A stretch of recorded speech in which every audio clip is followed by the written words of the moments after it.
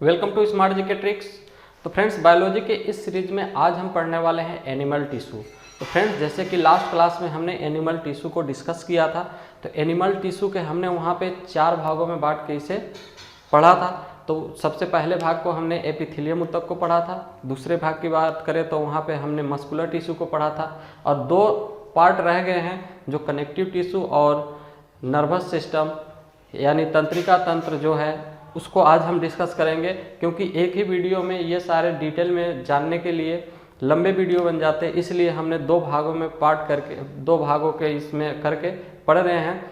तो फ्रेंड्स, अगर वीडियो आपको अच्छा लगता है तो अगर आप चैनल पर नए हैं तो इसको सब्सक्राइब कर दें और साथ ही साथ लाइक कर दें और बेल आइकन को भी दबा लें। और फ्रेंड्स, आपके फ्रेंड हैं उनको भी बताएं और उनको भी शेयर करें यह चैनल। और आपके पास कोई स्टडी ग्रुप है, आपने स्टडी ग्रुप ज्वाइन कर रखा है, तो उस ग्रुप में भी इस वीडियो को शेयर करें ताकि और लोगों तक पहुंच सके वीडियो और उनके लिए यह हेल्पफुल हो जो कि कंपटीशन के ऑलरेडी तैयारी कर रहे हैं। क्योंकि फ्रेंड्स, बायोलॉजी ऐसा सब्जेक्ट है कि इसमें बहुत सारे टफ वर्ड भी आते हैं और कुछ ऐसे भी टॉपिक आ जाते हैं जो कि बहुत जल्दी समझ में नहीं आते। तो हमने अपने तरफ से पूरी कोशिश की है आपको बेहतरीन तरीके से समझाने के लिए। बिल्कुल बेसिक लेवल से लेकर चल रहे हैं हम एक चीज़ों को। तो फ्रेंड्स, वीडियो को ज़्यादा से ज़्यादा शेयर कर दें ताकि और लोगों तक वीडियो पहुंचता रहे। ठीक है फ्रेंड्स, तो आइए हम बात करते हैं आज एनिमल टिश्यू। एनिमल टिश्यू यानी जंतु ऊतक। एनिमल टिश्यू यानी जंतु ऊतक, हिंदी में बोले तो जंतु ऊतक। ठीक है फ्रेंड्स, सबसे पहले हम जानेंगे कि जो जंतु ऊतक के पार्ट थे कौन कौन थे। तो हमने ऑलरेडी बता ही दिया आपको कि हम 4 पार्ट में इसे डिवाइड करके पढ़े थे, और जंतु ऊतक के बारे में भी हमने डिस्कस कर लिया था। तो अगर उस वीडियो को आपको देखना है तो इस वीडियो के डिस्क्रिप्शन बॉक्स में आपको उस वीडियो का लिंक मिल जाएगा, और उस लिंक को आप क्लिक करके उस वीडियो को आप देख सकते हैं। इससे पीछे वाले यानी जो लास्ट क्लास की वीडियो है उस वीडियो की बात कर रहे हैं हम। तो फ्रेंड्स, यहाँ पे जैसे कि जंतु ऊतक, तो आज हम यहाँ पे पढ़ने वाले हैं कनेक्टिंग टिश्यू। Connective tissue. ठीक है फ्रेंड्स, कनेक्टिव टिश्यू। और दूसरा, पहला तो ये जो 4 पार्ट थे उसमें से बचा हुआ है, पहला ये कनेक्टिव टिश्यू। और दूसरे की बात करें तो दूसरा है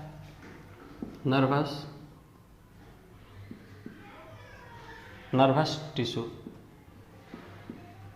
ठीक है फ्रेंड्स, नर्वस टिश्यू यानी तंत्रिका कोशिका। ठीक है फ्रेंड्स, और यहाँ पे जैसे कनेक्टिव टिश्यू की बात करें तो इसे संयोजी ऊतक कहते हैं। संयोजी ऊतक। तो कनेक्टिव टिश्यू जो है भ्रूणीय अवस्था से ये इसका निर्माण होना स्टार्ट हो जाता है, यानी भ्रूणीय मेसोडर्म से अगर इसकी उत्पत्ति की बात करें तो उत्पत्ति सबसे पहले बॉडी का निर्माण होता है। तो ये सबसे पहले इसी का निर्माण होता है संयोजी ऊतक का। तो ये जो है भ्रूणीय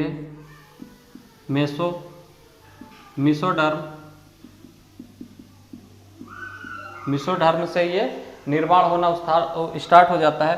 अब ये कहाँ निर्माण होता है, तो ये भ्रूणीय अवस्था में इसका निर्माण होना स्टार्ट होता है। और फ्रेंड, हम इसकी कनेक्टिव टिश्यू की बात करें तो कनेक्टिव टिश्यू क्या है, विभिन्न प्रकार के जो कोशिकाएं होती हैं उनके मध्य पाया जाता है ये।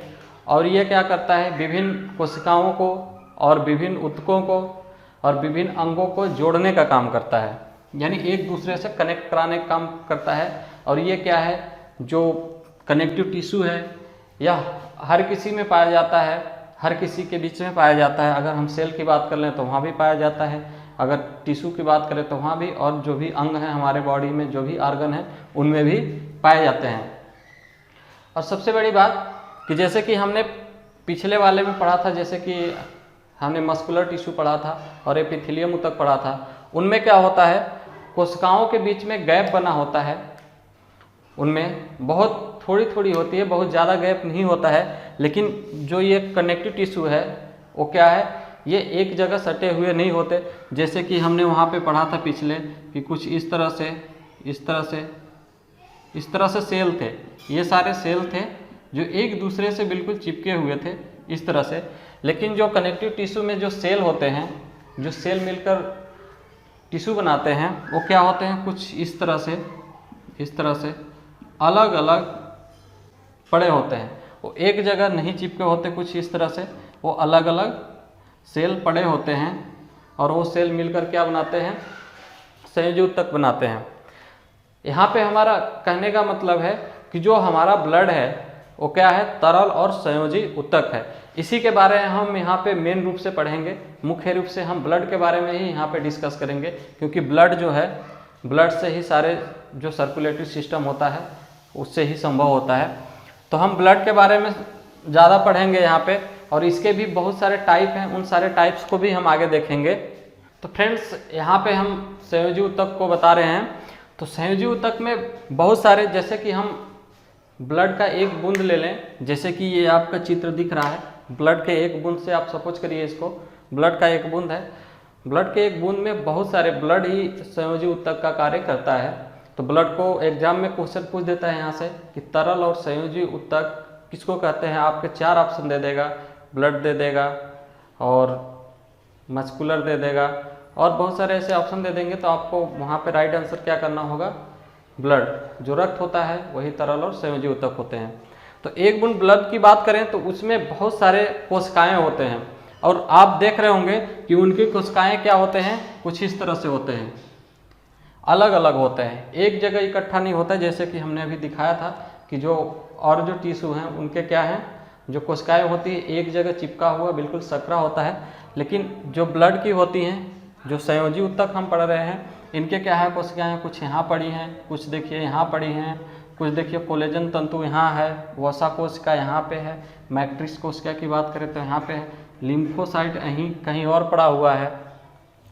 और देखिए जैसे कि प्लाज्मा, ये जो इसमें द्रव पड़ा हुआ है उसे प्लाज्मा कहते हैं, प्लाज्मा पूरा बिखरा हुआ है। मांस कोशिकाएं कहें तो कहीं और पड़ा हुआ है। मेरा कहने का मतलब है कि जो भी कनेक्टिव टिश्यू में होते हैं वो एक जगह इकट्ठा नहीं होते, इनके इस तरह से उनके नहीं होते, उनके जो सेल्स होते हैं वो दूर दूर होते हैं। तो सबसे पहले हम इसके टाइप की बात कर लेंगे कि ये इनके कितने टाइप हैं। तो जो कनेक्टिंग टिश्यू है यानी संयोजी ऊतक, इनके यहाँ पे 3 टाइप हैं। तो इन 3 टाइप को हम देखते हैं कौन कौन से हैं। तो सबसे पहला हम यहाँ देखते हैं कि यहाँ पे फ्लूइड और वेस्कुलर कनेक्टिंग टिश्यू, ठीक है फ्रेंड्स।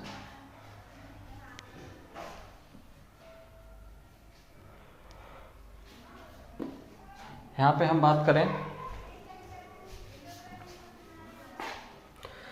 फ्लूइड या वेस्कुलर कनेक्टिंग टिश्यू, ठीक है फ्रेंड्स। यानी सहवहनी यानी तरल या फिर सहवहनी ऊतक भी कहते हैं। अगर अगले की बात करें तो अगला होता है, अगला proper connecting tissue. Proper connective tissue Hindi में बोले तो वास्तविक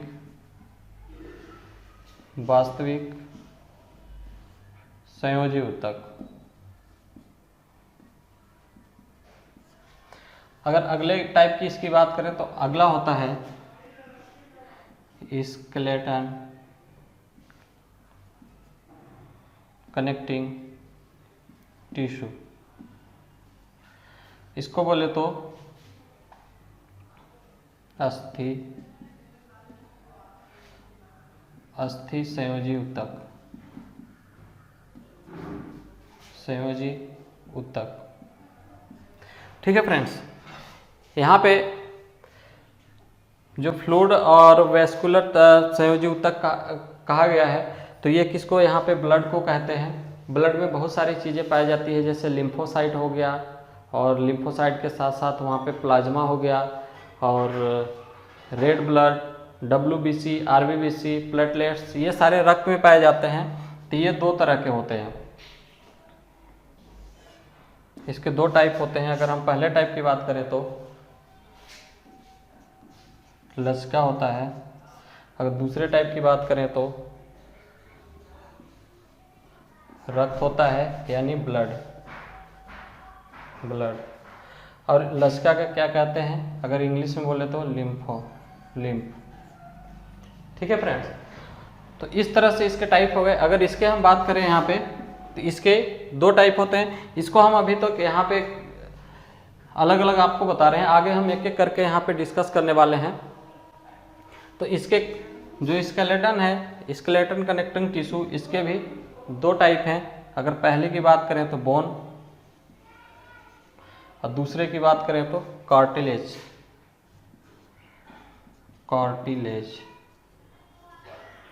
कार्टिलेज की बात करें तो इसको हिंदी में उपास्थि बोलते हैं। उपास्थि जैसे कि हमारे कानों में हड्डियां पाई जाती हैं, उसको उपास्थि बोलते हैं। उपास्थि क्या है, फ्लेक्सिबल होता है और मजबूत भी होता है। लेकिन जो बोन होता है, जो हड्डी होता है वो क्या होता है, कठोर होता है और ये फ्लेक्सिबल नहीं होता है। और ये मजबूत के साथ साथ फ्लेक्सिबिलिटी भी होती है इसमें। तो हमने इतने पढ़ लिए टाइप इसके। अब आगे हम एक एक करके डिस्कस करने वाले हैं कि लसिका और रक्त क्या होते हैं, यानी लिम्फो और ब्लड क्या क्या होते हैं। इनके बारे में हम एक एक करके डिस्कस करेंगे आगे। फ्रेंड्स, आगे यहाँ पे हम बात करने वाले हैं तरल संयोजी ऊतक।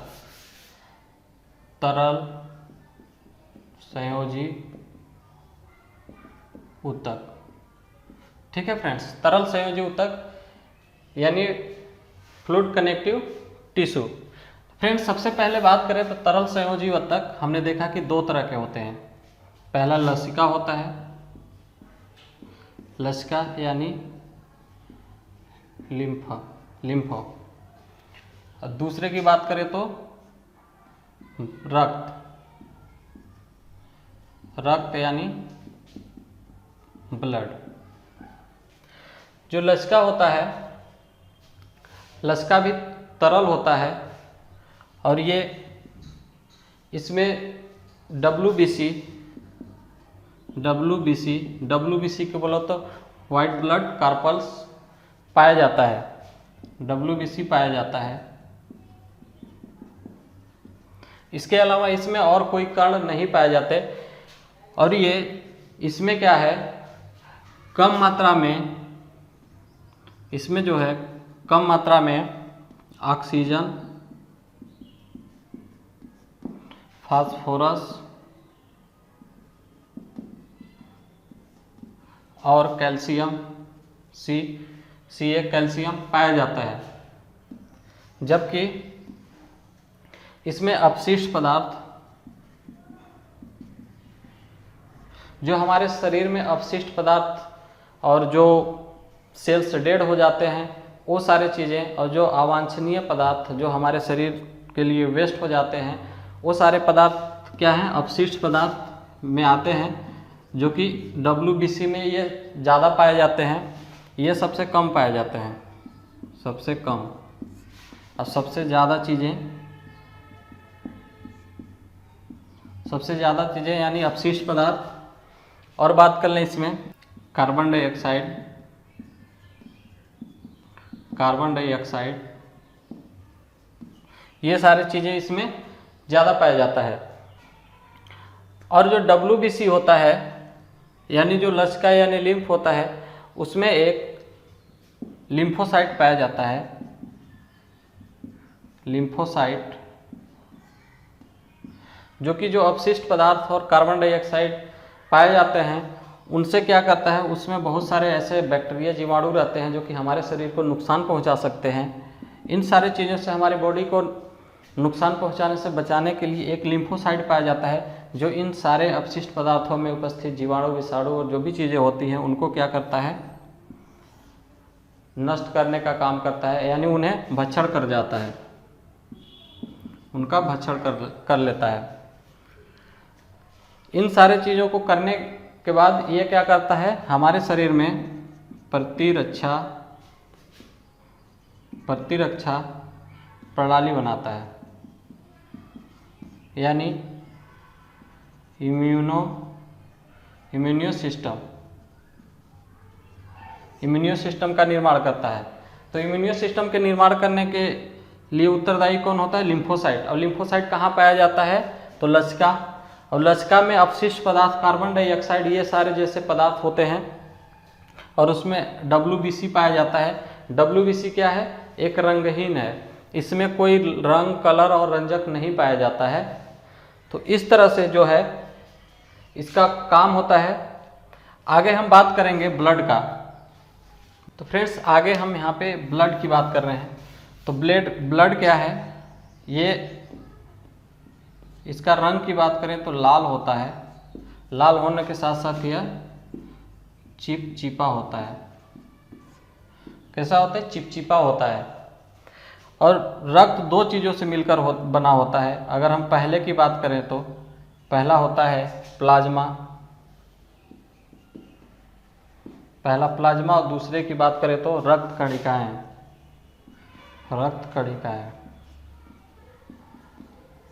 ठीक है फ्रेंड्स, अगर यहाँ पे हम प्लाज्मा की बात करें तो प्लाज्मा में क्या क्या चीज़ें होते हैं, कितनी कितनी क्वांटिटी में होते हैं।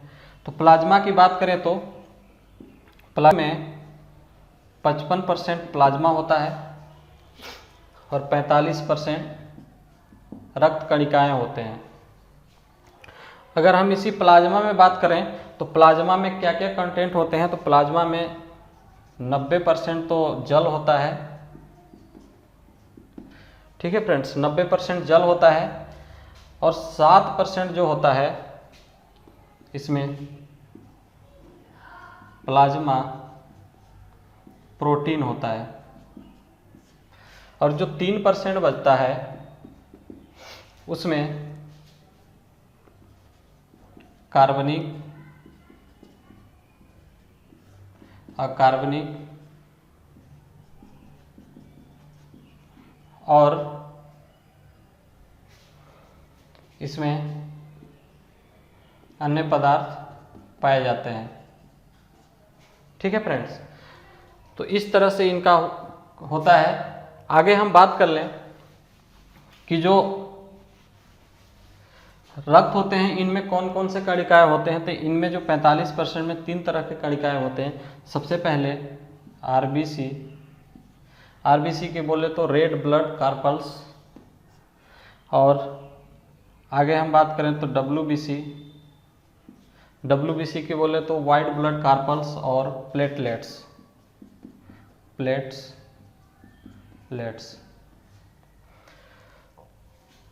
तो इस तरह के इसमें 3 कण पाए जाते हैं, जो कि मिलकर क्या बनते हैं? रक्त कणिकाएं बनाते हैं। और रक्त कणिकाएं और प्लाज्मा मिलकर क्या बनाते हैं? पूरे ब्लड को बनाते हैं। फ्रेंड्स यहाँ पे आगे हम जो रक्त कणिकाएं हैं यानी आरबीसी, डब्ल्यूबीसी, प्लेटलेट्स, इसके बारे में थोड़ा सा डिस्कस कर लेते हैं आगे, क्योंकि यहाँ से भी क्वेश्चन एग्जाम में बन जाते हैं, तो इन चीज़ों को भी जानना जरूरी है।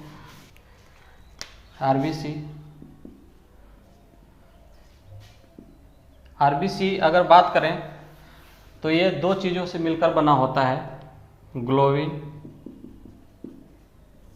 ठीक है फ्रेंड्स, ग्लोबिन क्या होता है? जो आरबीसी होता है इसमें 95% ग्लोबिन होता है, और हीम की बात करें तो इसमें 5% होता है। ठीक है फ्रेंड्स, ये दोनों मिलकर आरबीसी का निर्माण करते हैं। आरबीसी का रंग कैसा होता है? लाल होता है, यानी रेड कलर का होता है। फ्रेंड्स जो हीम है वो रंजक का काम करता है। ठीक है, और जो ग्लोबिन है ये क्या होता है? प्रोटीन होता है, ग्लोबिन प्रोटीन। ठीक है फ्रेंड्स, प्रोटीन जो कि क्या करता है? 95% ग्लोबिन प्रोटीन और हीम रंजक जो है 5% मिलके आरबीसी बनाते हैं। आरबीसी का रंग कैसा होता है? रेड होता है। और अगर आरबीसी की जीवन काल की बात करें कि ये कितने दिनों तक जो इसके सेल्स होते हैं कितने दिनों बाद डेड हो जाते हैं और कितने दिनों के बाद नए सेल्स का निर्माण कर लेते हैं, तो इनका जीवन काल लगभग 120 दिन का होता है। ये एग्ज़ाम में प्रश्न पूछा हुआ है और कई बार एग्ज़ाम में पूछ भी लेता है, तो इस बात को आप नोट करके रखेंगे। और हम बात कर लें कि जो एक बीमारी होता है जिसका नाम आप सुने होंगे, एनीमिया।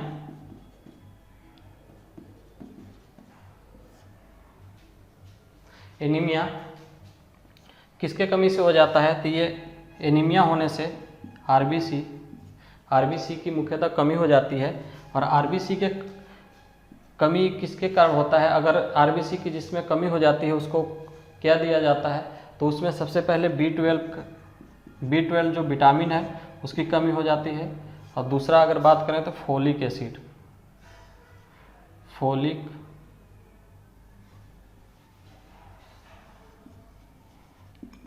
एसिड, ठीक है फ्रेंड, फोलिक एसिड की कमी हो जाती है।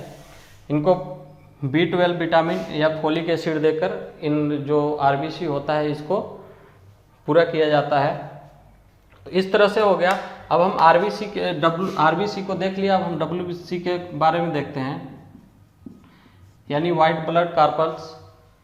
इसमें भी कई तरह के कण पाए जाते हैं। अगर हम इसकी बात करें तो इसका कोई रंग नहीं होता है, रंगहीन होता है ये।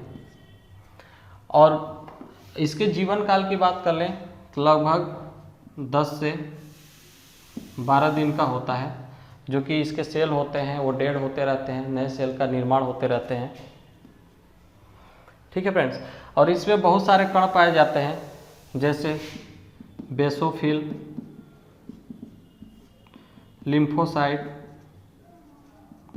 लिम्फोसाइट्स, ये सारे कण, मोनोसाइट,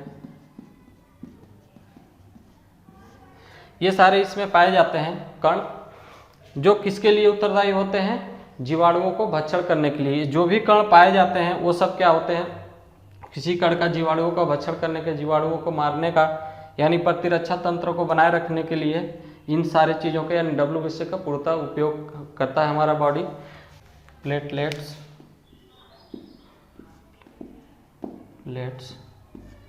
ठीक है फ्रेंड्स, प्लेटलेट्स।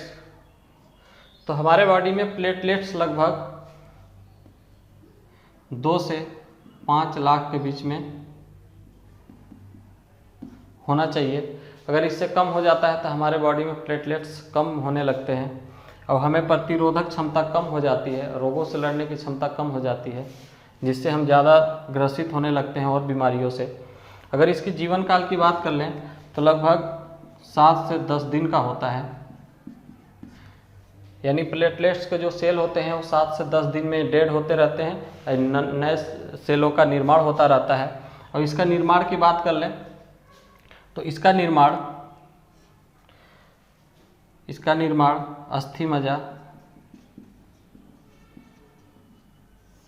अस्थि मज्जा में होता है और पीलिया में भी होता है। हमने इसको देख लिया। और इसका मुख्य कार्य, अगर हम मुख्य कार्य की बात करें तो हमारे रक्त जब कहीं कट जाते हैं, ठीक है फ्रेंड, तो कट जाने के बाद रक्त का थक्का नहीं बन पाता, तो किसका कमी होता है? प्लेटलेट्स का कमी। यह हमारे रक्त को थक्का बनाने का भी काम करता है, क्योंकि प्लेटलेट्स के जो तंतु होते हैं वायु में आने के बाद टूट जाते हैं और वायु के संपर्क करने के बाद वो क्या करते हैं? वायु में लेयर बना लेते हैं। लेयर बनाने के बाद रक्त आना बंद हो जाता है। इसके बारे में हम आगे और विशेष तौर से पढ़ेंगे, जो भी इम्पॉर्टेंट होगा। पहले हम इन कोशिकाओं, इनके सेल के बारे में पढ़ रहे हैं, तो हम ज़्यादा कुछ यहाँ पे डीपली नहीं जाएंगे। तो इस तरह से हमने देख लिया।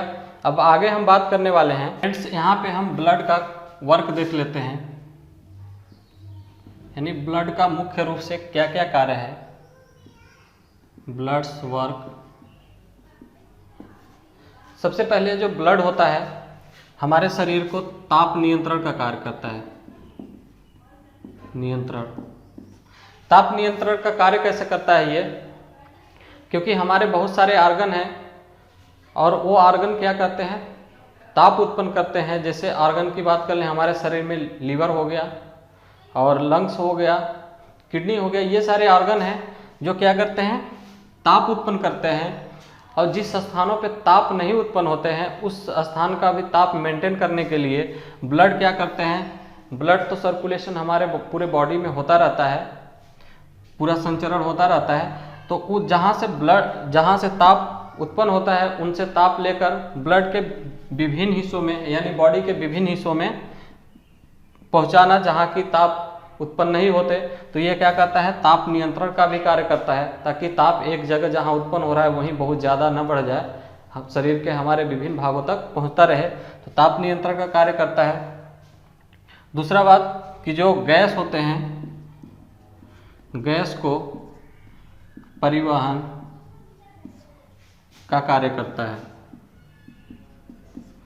परिवहन के बोले तो O2 और CO2 को लाने और ले जाने का काम करता है। जो ब्लड होता है, जो हमारे जो CO2 और O2 एक्सचेंज होता है, इसका एक्सचेंज लंग्स में होता है। लंग्स से क्या करता है, वहाँ ले जाने का, जैसे कि हम ब्लड जो है ऑक्सीजन को लंग्स के माध्यम से अंदर लेके आता है, और जो हमारे बॉडी में CO2 बना होता है वो क्या करता है, ब्लड के माध्यम से लंग्स तक ले जाता है, वहाँ से O2 को एक्सचेंज करके फिर से O2 को लेकर हमारे विभिन्न अंगों में विभिन्न कोशिकाओं में पहुँचाता है।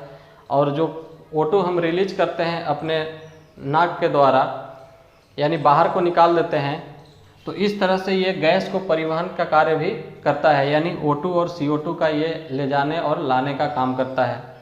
और क्या काम होता है, ये पोषक पदार्थों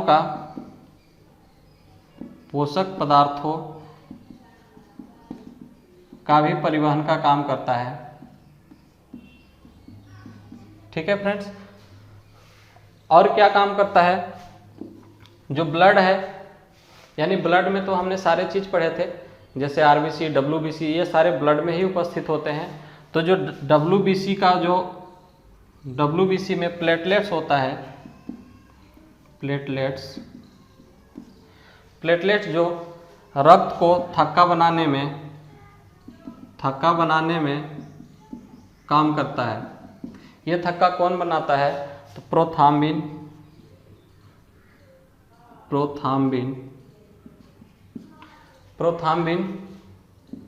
प्रोटीन होता है, जो कि क्या करता है, जो ये प्लेटलेट्स होता है, इससे हवा के संपर्क में आने पे क्रिया करके ब्रेक होता है, और ब्रेक करने के बाद जो ब्लड हमारे कटने के बाद निकलते हैं उसके ऊपर लेयर बना लेते हैं ये प्लेटलेट्स के टूटे हुए भाग जो होते हैं। तो इस तरह से प्रोथ्राम्बिन क्या है, उत्तरदायी होता है ब्लड के वो जमने में, यानी थक्का बनाने में। और बात कर लें हम कि जो ब्लड में क्लॉटिंग होती है, जैसे कि शरीर में हमारे शरीर में जो ब्लड है वो क्यों नहीं जमता है, तो एक हिपेरिन होता है, हिपेरिन नामक एक प्रोटीन होता है जो क्या करता है, रक्त को जमने नहीं देता है। और फ्रेंड्स यहाँ पे जैसे कि जो हम ब्लड डोनेट करते हैं, यानी ब्लड डोनेट करने के बाद अगर वो लैब में रखा रहता है तो ब्लड नहीं जमता है, ये किसके कारण होता है, तो ये कैल्शियम ऑक्जेलेट होता है, जिसके कारण डालने के बाद ब्लड जमना बंद कर देता है, ब्लड नहीं जम पाता है, क्योंकि वायु के से क्रिया नहीं कर पाता है वो। तो इसलिए, और जो हिपेरिन है हमारे ब्लड में पाया जाता है, हिपेरिन प्रोटीन, जिसके माध्यम से ब्लड नहीं जमता है। तो ये चीज़ें उम्मीद है कि समझ में आ गया होगा।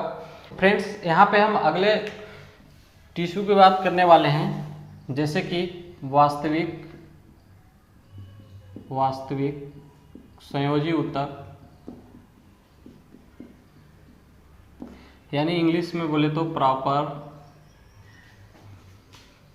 Connecting tissue. ठीक है फ्रेंड्स, ये कहाँ पाए जाते हैं, तो ये उन स्थानों पे पाए जाते हैं जहाँ पे रंग की आवश्यकता होती है, और मुख्य रूप से ये जो एपिथेलियम ऊतक होते हैं उसके जस्ट नीचे पाया जाता है ये। अगर ये इसकी बात करें तो ये तंतुमय होते हैं, तंतुमय, और ये कहाँ पाए जाते हैं, जैसे त्वचा को रंग देने का काम कौन करते हैं, त्वचा का रंग देने के काम ये वास्तविक संयोजी ऊतक ही होते हैं जो त्वचा को रंग देते हैं। और जैसे आँखों का रंग की बात कर लें हम, तो ये भी क्या करते हैं, यही ऊतक होते हैं जिसके माध्यम से आँखों का रंग सफ़ेद और भूरे ये सारे बनते हैं। और ये मुख्य रूप से जैसे कि ग्रास नली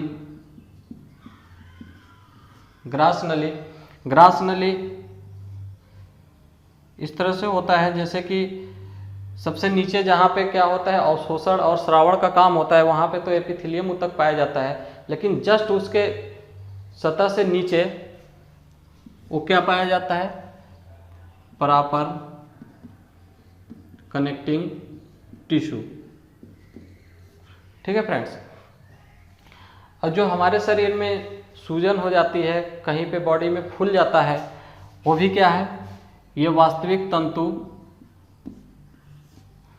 यानी वास्तविक संयोजी ऊतक का ही वो कार्य होता है। तो इस तरह से, और इसका अगर निर्माण की बात करें तो इसका निर्माण प्लीहा,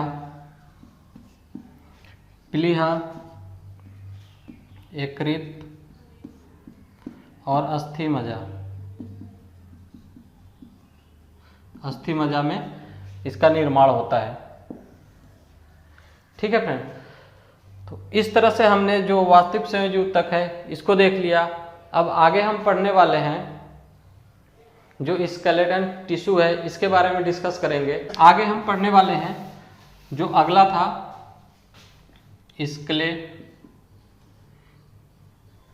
स्केलेटन टिश्यू यानी अस्थि कोशिका। ठीक है फ्रेंड्स। अस्थि को कंकाल कोशिका भी बोलते हैं, कंकाल कोशिका। कंकाल ये क्या होते हैं, ये हमारे शरीर को आकृति और आकार यानी साइज और शेप देते हैं, और ये हमारे शरीर के आंतरिक भागों में पाए जाते हैं। यह कहाँ पाए जाते हैं, आंतरिक भागों में, आंतरिक भागों में पाए जाते हैं। और इसके ऊपर मसल्स और मांसपेशियां और जो त्वचा होता है उससे ये ढके होते हैं। और ये क्या करता है, अंगों और मांसपेशियों को सहारा प्रदान करता है। और जो एक एक अस्थियां मिलकर ये कंकाल तंत्र का निर्माण करता है।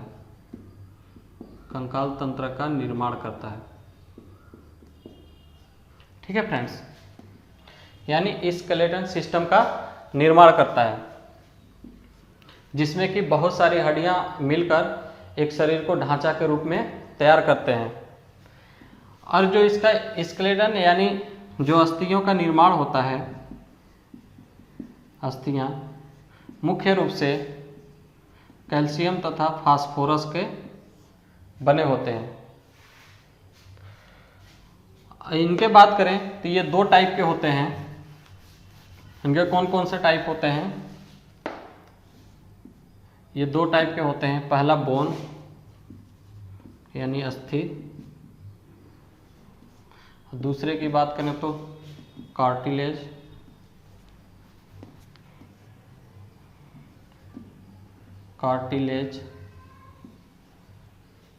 ठीक है फ्रेंड्स, यानी उपास्थि। अगर अस्थि की बात करें तो अस्थि सबसे, जैसे कि पैर की पूरी अस्थि, यह क्या होते हैं, कठोर होते हैं। और कठोर होने के साथ साथ ये मजबूत होते हैं।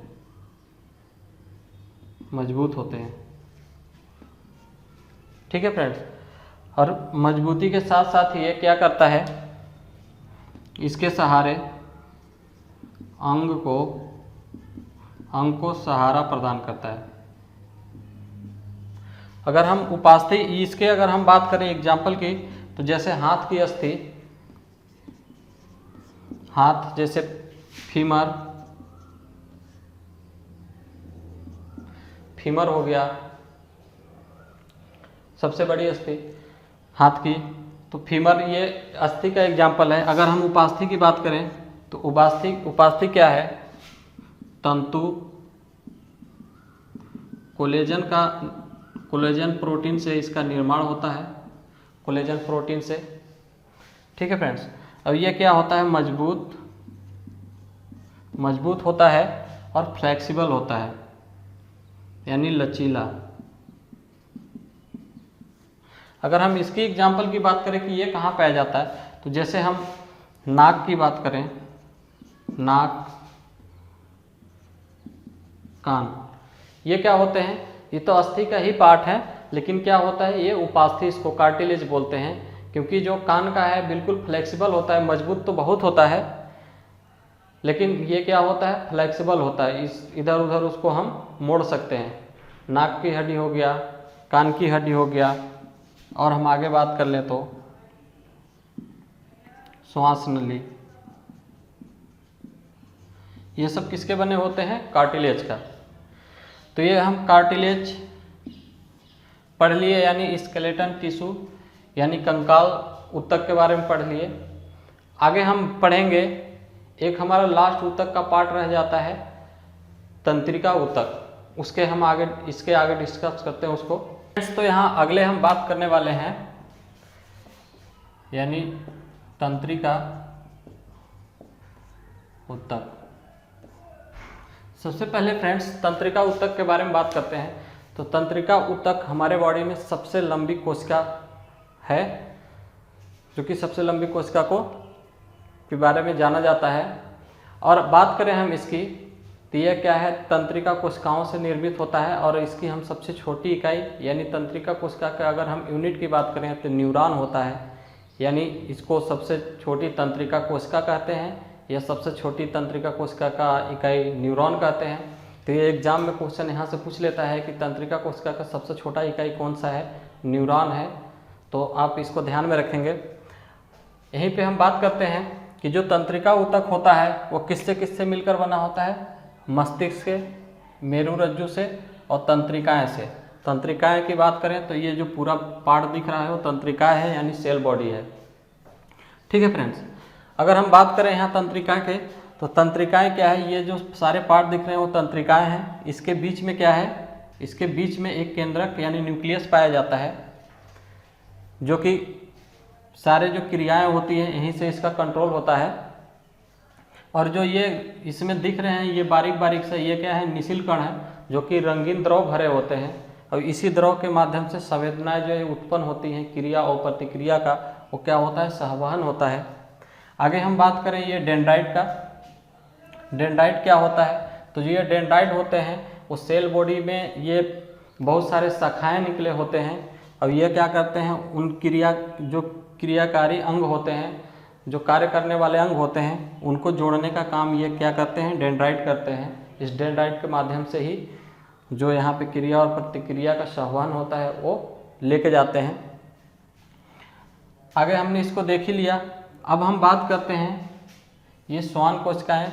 तो जो ये तंत्रिकाज होते हैं, ये तंत्रिकाज, इसमें क्या होते हैं? ये गोल, इसका आकार कैसा होता है? गोल होता है, इसे श्वान कोशिकाएं कहते हैं। और तंत्रिकाज यानी हेक्सान की बात करें तो हेक्सान का मुख्य कार्य होता है, यानी एक तंत्रिका कोशिका से दूसरे तंत्रिका कोशिका तक संवेदनाओं को पहुंचाना मुख्य कार्य इसका होता है। किसका? तंत्रिकाज का। तंत्रिका शिरा की बात करें तो तंत्रिका शिरा जो ये क्या होता है? तंत्रिका कोशिका एक साइड तो हमारे मस्तिष्क की ओर जुड़ा होता है, और दूसरा साइड जो तंत्रिका का होता है वो क्या? कार्यकारी अंगों के साथ जुड़ा होता है, जिससे कि संवेदनाएं लेना होता है और संवेदना देना, यानी जो सूचना होती है उसको लेने देने का काम करता है।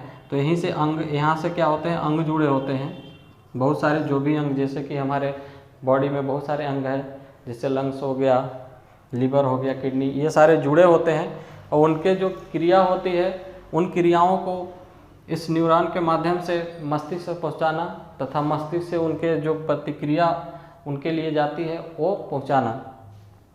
तो इस तरह से हमने जो तंत्रिका ऊतक है इसके बारे में डिस्कस कर लिया।